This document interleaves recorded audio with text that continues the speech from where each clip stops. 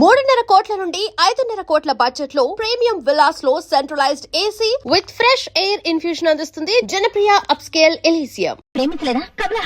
లక్ష్మి, నేను ప్రేమించడం తప్పంటం లేదమ్మా. షుగర్ కంప్లైంట్ ఉన్నవాడు స్వీట్లు తినొచ్చా? అలాగే మన శత్రు అశోక్, వాడి తమ్ముడు నువ్వు ప్రేమించొచ్చా? నన్ను ఏ మొహం పెట్టుకుని వాడి దగ్గరికి వెళ్ళమంటావు? ఏమని అడగమంటావు? శ్రీకాంత్ని పెళ్లి చేసుకోకపోతే నేను చచ్చిపోతాను. లేకపోతే ఇంతకటి నుంచి చూస్తున్నాను. అసలు ఏమనుకుంటుంది ఇది? నువ్వు వెళ్ళి అశోక్ గారు కాలు పట్టుకోవాలా? ఇప్పుడు దొరికిందా నీ జుగన్ వాడు నన్ను అవమానిస్తుంటే నీకు ఆనందంగా ఉంటుందా? ఇన్నాళ్ళు అన్నయ్య మంచితనం మళ్ళీ వాడి పేరు ఎత్తావని ఎంతో మూర్ఖత్వం. లేదమ్మా, నేనెవరైతే నా వాళ్ళు అనుకున్నాను, ఎవరినైతే అభిమానించాను, వాళ్ళంతా నా గుండెలు మెత్తంటున్నారమ్మా. గుండెలు మెత్తంటున్నారు. చెప్తా, ఎక్కడికి రా? వాడిని చంపటానికి కాదమ్మా, చచ్చిపోయిన నా మనసుని వల్లకాట్లో తగలబెట్టడానికి. ఎన్నాళ్ళ నుంచి జరుగుతుంది ఈ వ్యవహారం? తెలీదు, నాకు ఈ మధ్య తెలిసింది. తెలిసిన వెంటనే నాకెందుకు చెప్పలేదు? నేను ఢిల్లీ నుంచి తిరిగి వచ్చేసరికి తమ్ముడు అమ్మాయిని మర్చిపోయేలా చేయాలి. నువ్వేం చేస్తావో నాకు అనవసరం. ప్రేమను చెరగొట్టడం అంత తేలికైన పని కాదేమో. మా స్నేహం కంటే గొప్పదేం కాదుగా వాళ్ళ ప్రేమ. అదే చెడిపోయింది.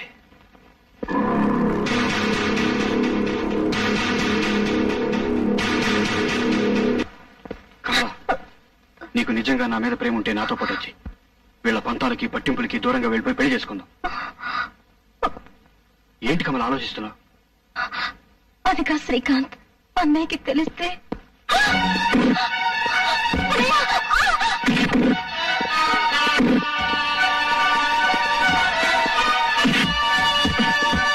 ధైర్యంగా నీకు ఆ ఇంటికే వచ్చి చంపేస్తాను. లోపలికి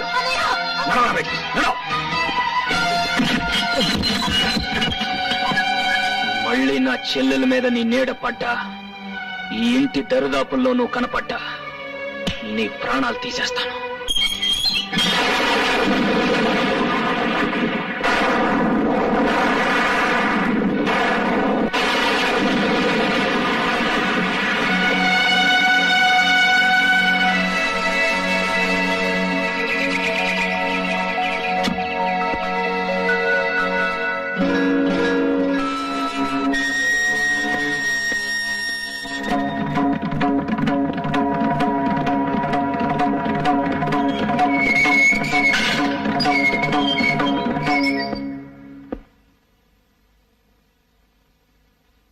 నిజంగానే నా చెల్లెల్ని ప్రేమిస్తున్నావా?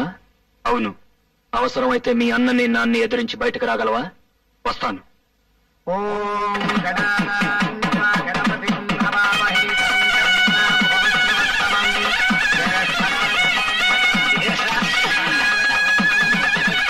నువ్వు ఇక్కడే ఉన్నావుగా, ఇంతదాకా ఎలా రానిచ్చావు? నన్నేం చేయమంటావు? నువ్వు రాత్రి చెప్పెళ్ళావు, తెల్లారులకి చూస్తే తమ్ముడు ఇంట్లో లేడు. ఏమయ్యాడని అతకపోతే అసలు విషయం తెలిసింది. ఏం చేయాలో నాకు తోచక వెంటనే నీకు ఇన్ఫార్మ్ చేశాను.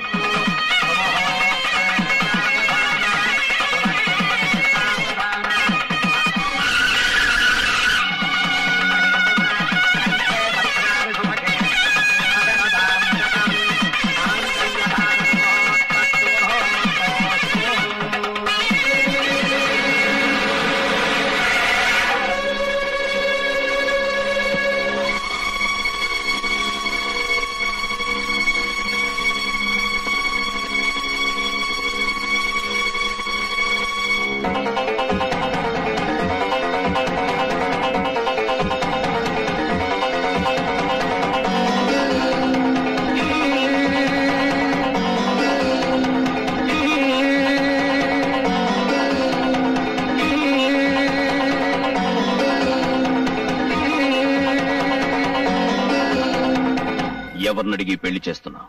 ఎవరినడిగి నీ పెళ్లి చేశాను? ఆ రోజు నేను ఇష్టపడి చేసుకున్న పెళ్ళది. ఈ రోజు నీ తమ్ముడు ఇష్టపడి చేసుకుంటున్న పెళ్లిది. పెద్దవాళ్ళకి తెలియకుండా, వాళ్ళ ఆశీస్సులు లేకుండా పెళ్లిలా చేస్తా. మీ నాన్నకు తెలియకుండా, మీ నాన్న ఆశీస్సులు లేకుండా నీ పెళ్లి చేసినప్పుడు అడుగుండాల్సింది ప్రశ్న. అసలు ఈ పెళ్లిలా జరుగుతుందో చూస్తాను. నీకు అదృష్టం లేదు, మాంగళ్య ధారణ కూడా జరిగిపోయింది. చేతనైతే అన్నగా 4 అక్షంతలు వేసి వెళ్ళు.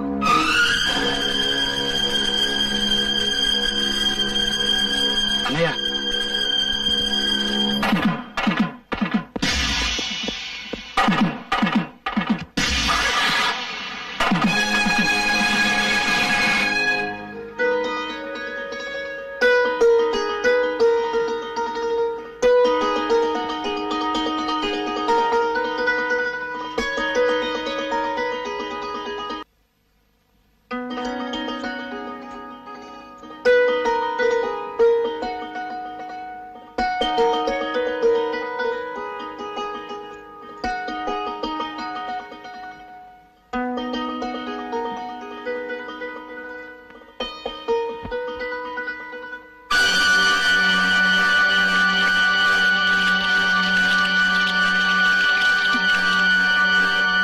ఇన్నాళ్ళు ప్రేమ వలకబోసి ఇప్పుడు పాలు వలకబోస్తున్నాడేమిటా అని చూస్తున్నావా?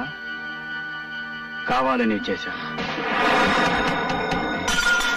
మా అన్నయ్యకు శాంతి, మా నాన్నకు విశ్రాంతి పోవడానికి కారణమైన మీ అన్నయ్య మనశ్శాంతి పోగొట్టడానికి నిన్ను పెళ్ళాడాను. నీ మెడలో వేసిన 3 ముళ్ళు, ఒకటి పగతో, రెండోది ప్రతీకారంతో, మూడోది ద్వేషంతో. ఈ రోజు నుంచి నీ కేర్ ఆఫ్ అడ్రస్ కష్టాలు, కన్నీళ్లు. Good night. గంగాధరం నీకేమవుతాడు? మేనమా అవుతాడండి. నీకు సొంత ఇల్లుందా? లేదండి. సొంత కారు? లేదండి. పోనీ మోటార్ సైకిల్? అది కూడా లేదండి. ఎన్ని సంవత్సరాల నుంచి అతనికి సేవ చేస్తున్నావు? 10 సంవత్సరాల నుంచి పనిచేస్తున్నాను సార్. ఇక్కడికి వచ్చి ఎంతసేపు అయింది? 10 నిమిషాలు అవుతుంది. అందులో 10 లక్షలున్నాయి. నిమిషానికి 1,00,000. దీనికి నేనేం చేయాలండి? మర్డర్ చేయనక్కర్లేదు, మానభంగం చేయనక్కర్లేదు. చిన్న ఇన్ఫర్మేషన్. రేపు 2 కోట్ల రూపాయల ప్రాజెక్టుకి టెండర్ వేయబోతున్నాడు అశోక్. ఆ అంకె నాకు కావాలి. ఓసి ఇంతేనా?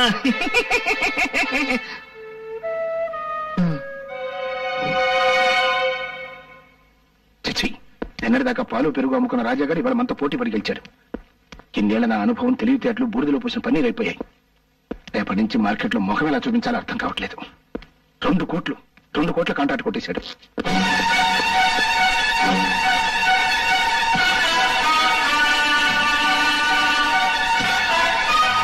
మెడపట్టి నువ్వు గెంటనక్కర్లేదు. పడగొట్టి నేనే సవాలు చేసి వెళ్తాను. ఆస్తి, అధికారం, ఐశ్వర్యం మీ చేతిలో ఉన్నాయని నా మీద దౌర్జన్యం చేశారు. అవి మీకు లేకుండా చేస్తాను. ఈ రోజు క్యాలెండర్ లో డేట్ నోట్ చేసుకో. మళ్ళీ ఈ డేట్ క్యాలెండర్ లోకి వచ్చేసరికి ఈ రాజా రాజు అవుతాడు. మీకంటే పెద్ద హోటల్ కట్టి, మీకంటే ఎక్కువ ఆస్తి సంపాదించి, మీరుంటున్న ఇంటినే కొని, నడి వీధిలో మీ చేతులకు సంకెళ్ళు వేయించి నడిపించకపోతే రాజా, కొండపల్లి రాజా.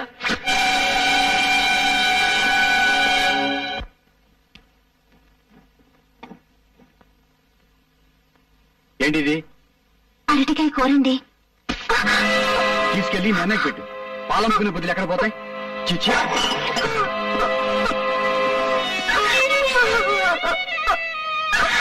రెస్పెక్టెడ్ బిడ్డర్స్, వేలం ప్రారంభించబడుతోంది.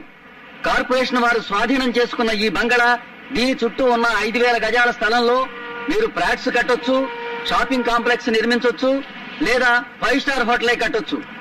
దీనికి సర్కారు వారు నిర్ణయించిన కనీస ధర 1 కోటి రూపాయలు. 1,50,00,000. అశోక్ గారి పాట 1,50,00,000. అశోక్ గారి పాట 1,50,00,000. 1,75,00,000. రావు గారి పాట 1,75,00,000. 2 కోట్లు. అశోక్ గారి పాట 2 కోట్లు. అశోక్ గారి పాట 2 కోట్లు. అశోక్ గారి పాట 2 కోట్లు. 4 కోట్లు. కొండపల్లి రాజా గారి పాట 4 కోట్లు.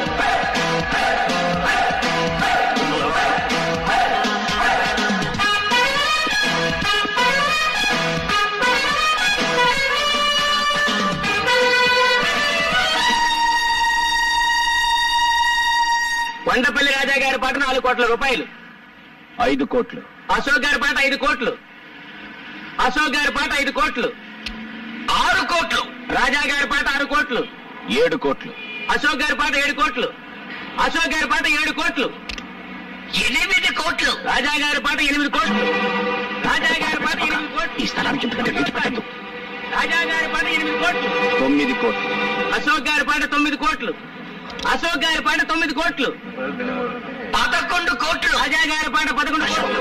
రాజా గారి పాట 11 కోట్లు. 12 కోట్లు. 12 కోట్లు. అశోక్ గారి పాట 12 కోట్లు. ఒకటోసారి అశోక్ గారి పాట 12 కోట్లు. రెండవసారి అశోక్ గారి పాట 12 కోట్లు. మూడోసారి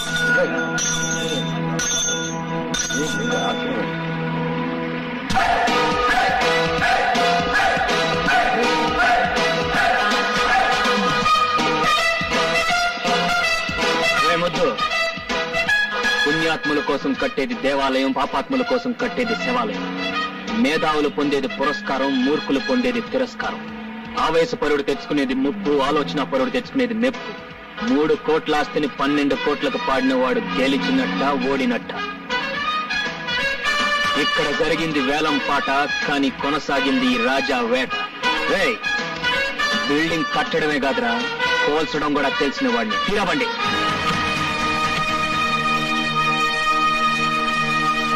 ఆ టైంలో నీకేమైనా పూడిందేంట్రా? అయినా వ్యాపారంలో ఆవేశం ఏంటి? పొద్దున్నవాడు ఎవడైనా 3 కోట్లు విలువ చేసే ఆస్తిని 12 కోట్లు పడతాడా? ఎంతకు పాడానని కాదు, అక్కడ నాకు అది ప్రెస్టేజ్ షో అయింది. ప్రెస్టేజ్. ఆ 12 కోట్లు కట్టడానికి మన ఇల్లు ఒళ్ళు అమ్ముకుంటే మన ప్రెస్టేజ్ ఎవరు పావలా కూడా కొనడరా? వాడి చేతిలోనే ఓడిపోకూడదు. ఓడిపోయావురా, ఓడిపోయావు. ఇప్పుడు ఆ 12 కోట్లు కట్టడానికి మన హోటల్ షేర్లు, ఇల్లు కూడా అమ్మాలి. ఈనట్టింటూ నిలబడే కదరా వాడు ఛాలెంజ్ చేశాడు. మనల్ని ఇంటి వీధులు పాలు చేస్తానని ఇప్పుడు అనంత పని చేశాడు. చాలా సంతోషం సార్. మీ రుణం ఈ జన్మలో తీర్చుకోలేను. ఇన్ని సంవత్సరాలుగా పడి ఉన్న మా మామ ఒక్క మంచం కొనుక్కోవడానికి కూడా డబ్బు ఇవ్వలేదు. కానీ మీరు మా మామ గురించి ఒక చిన్న ఇన్ఫర్మేషన్ ఇవ్వగానే 10 లక్షలు ఇచ్చారు. ఇప్పుడు నాకు ఇల్లు కూడా కొనిపెట్టారు. మొన్న వేలంపాటలో చావు దెబ్బ కొట్టి వాళ్ళ ఇల్లు కూడా కొన్నారు. ఇక వాళ్ళకి మిగిలింది.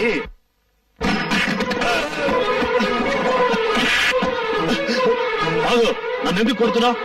తిన్నింటి మోసాలు లెక్క పెడతావరా? సొంత మావయ్యకే ద్రోహం చేస్తావా? అంటే ద్రోహమా? మీ నాన్న చేసే వ్యాపారం గురించి రాజాకు చెప్పడమే నేను చేసిన ద్రోహం అయితే, ఖాళీ స్టాంపు కాగితాల మీద రాజా చేత వేలు ముద్రలు వేయించుకొని మొత్తం స్థలం కొట్టేశాడే మీ నాన్న. దాన్నేమంటారు? మీ హోటల్ పక్కన దిష్టి బొమ్మలా ఉందని వాళ్ళు దేవాలయంలా చూసుకునే ఇంటిని రాత్రికి రాత్రే కురిపించేశాడే మీ నాన్న. దాన్నే అంటారు. మీ ఇద్దరి స్నేహం చెడగొట్టడానికి, హోటల్లో పార్ట్నర్షిప్ ఎగ్గొట్టడానికి తన మీద చేయి చేసుకునేలా రాజాని రెచ్చగొట్టాడే మీ నాన్న. దాన్నే అంటారు. రాజా మీద పగ తీర్చుకోవడం కోసం మీ తమ్ముడితో అతని చెల్లెల్ని ప్రేమించినట్టు నటించమని చెప్పి పసుపుతాడు పేరుతో ఉరితాడు బిగించాడే మీ నాన్న. దాన్నే అంటారు. మీరు స్నేహద్రోహం చేయొచ్చు, మేము స్వామి ద్రోహం చేయకూడదు.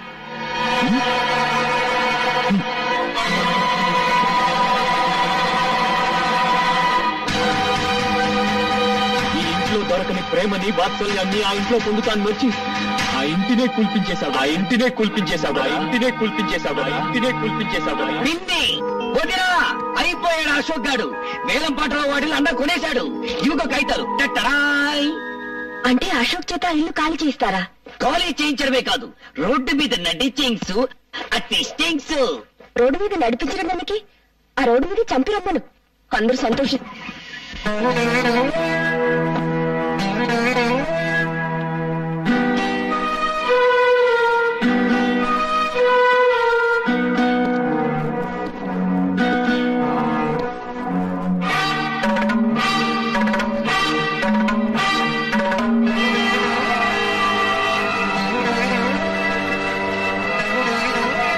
దస్తావేజులు తీసుకెళ్లి అశోక్ ఇచ్చారు.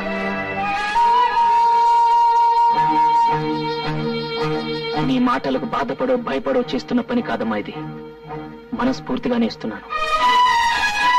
తీసుకో. అదేంటన్నా తిరిగి ఇచ్చేయడానికి మనం ఇన్నాళ్ళు ఎన్ని ఫైటింగ్లు, ఎన్ని ఛాలెంజ్లు చేసింది. గెలవగలను అని నిరూపించటానికే గాని గెలిచి వాడిని వీధుల పాలు చేయడానికి కాదురా ఛాలెంజ్ చేసింది. పశువునే ప్రేమించే మనసురాయిది మనిషిని ఎందుకు ద్వేషిస్తుంది? డబ్బు మనిషిలో మంచితనాన్ని చంపేస్తుందన్న భయంతో ఇన్నాళ్ళు మౌనంగా ఏడ్చాను. అది నా కొడుకును ఏం చేయలేకపోయిందన్న గర్వంతో ఇప్పుడు కన్నీళ్లు పెడుతున్నాను.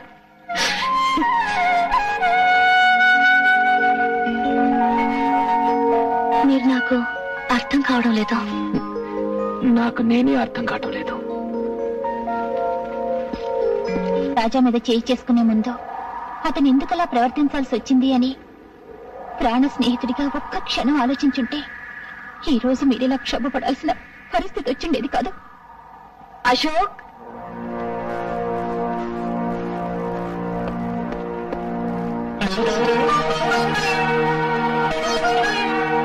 ఏమండి, నేను మిమ్మల్ని అమ్మ అని పిలవచ్చా?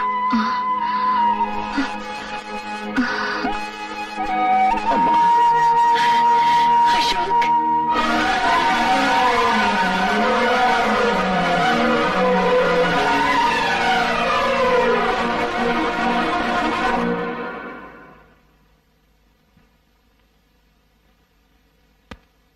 ఈ పోరాటంలో గెలుపు నాదేనన్న విషయం వాడికి చెప్పిరా అని నిన్ను రాయబారిగా పంపాడమ్మా నీ కొడుకు. ఇల్లు ఖాళీ చేయమని తన నోటితో తను చెప్పలేక నిన్ను మధ్యవర్తిగా పంపించాడమ్మా నీ కొడుకు.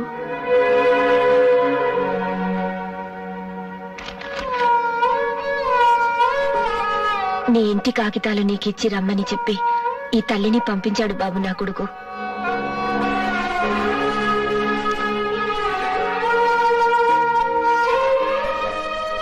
వాడి మీద గెలవాలని కోరుకున్నానే తప్ప వాడు వీధుల పాలైతే నేను భరించలేనని చెప్పి ఆ దస్తావేజులు నీకిచ్చి రమ్మన్నాడు బాబు నా కొడుకు.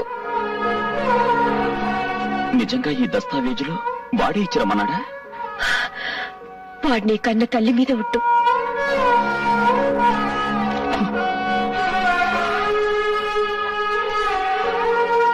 మేం పేదవాళ్ళం బాబు, మాకు ప్రేమించడం తప్ప ద్వేషించడం తెలియదు. చాలమ్మా చాలు. రాజా చేత తెల్ల కాగితాల మీద వేలిముద్రలు పెట్టించుకున్న విషయం నిన్నటిదాకా నాకు తెలియదంటే నువ్వు నమ్ముతావా? నీ ఇల్లు మానాన్నే పడగొట్టించాడన్న విషయం నిన్నటిదాకా నాకు తెలియదంటే నువ్వు నమ్ముతావా?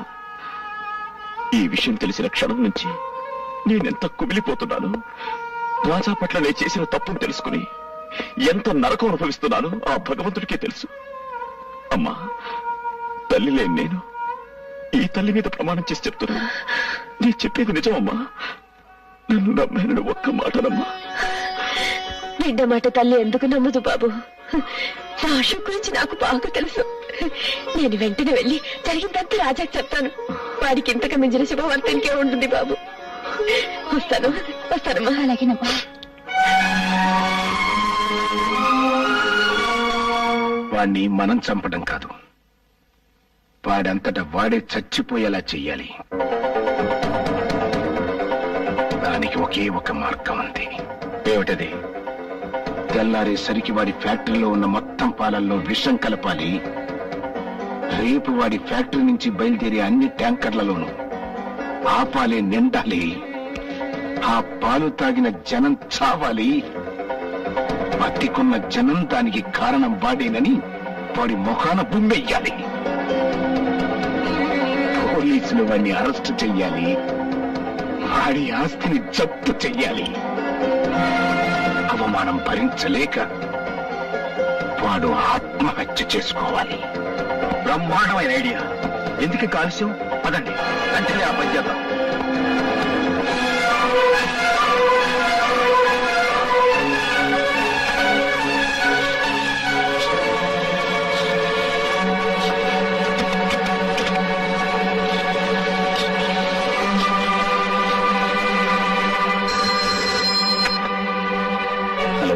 నేను కమలా మాట్లాడుతున్నాను.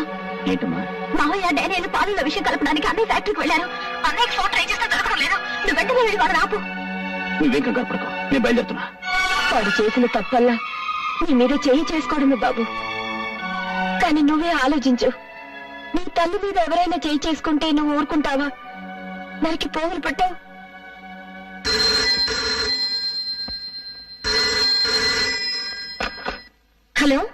వదినా, నేను కమలా మాట్లాడుతున్నాను. అన్నయ్య ఉన్నాడా? ఏమి మీ అన్నయ్యని ఆదుకోవాలని ప్రయత్నమా? హలో హలో హలో, మన కమలండి. అన్నయ్య అనకు తర్వాత మాట్లాడడం లేదు. జీవ అరుపులు కూడా వినిపిస్తున్నాయి. హలో, నిన్న భగవంతుడు కూడా కాపాడలేడే.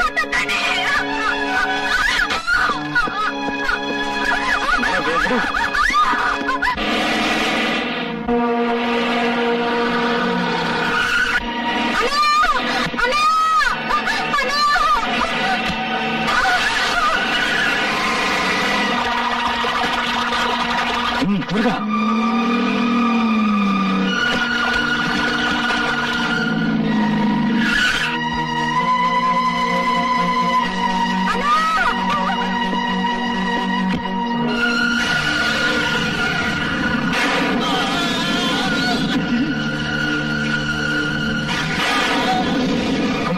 త్వరగా కాలండి.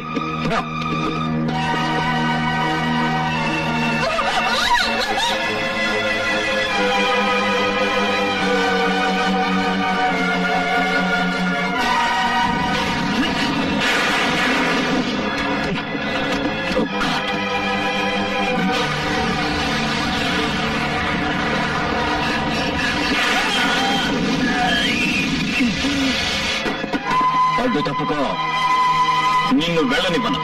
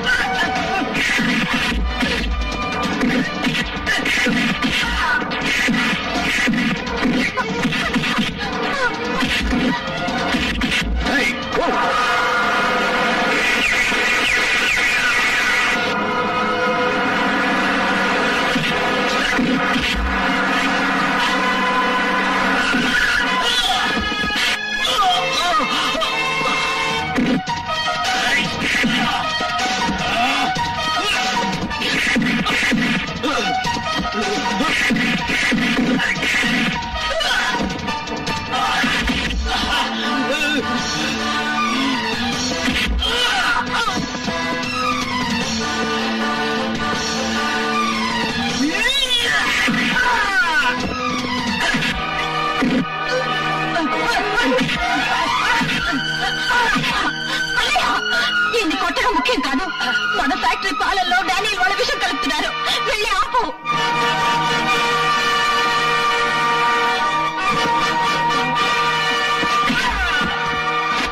మళ్ళీ నా చెల్లెల కంట్లో కన్నీరు చూశాను, నీ ఒంట్లో ఒక్క చుక్క రక్తం కూడా మిగలదు.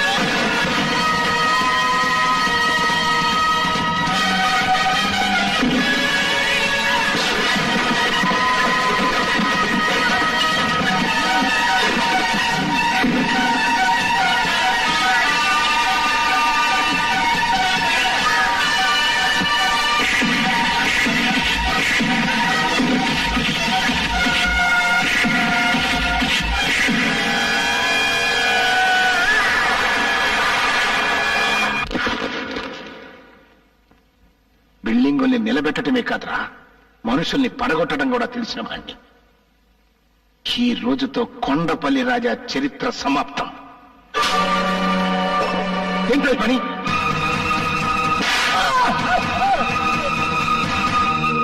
నా మీదే చేయి చేసుకుంటావా?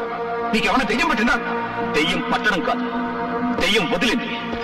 ఈ దెబ్బ నిన్ను ఆ రోజే కొట్టుంటే ఇన్ని అనర్థాలు జరుగుంటేవి కావు.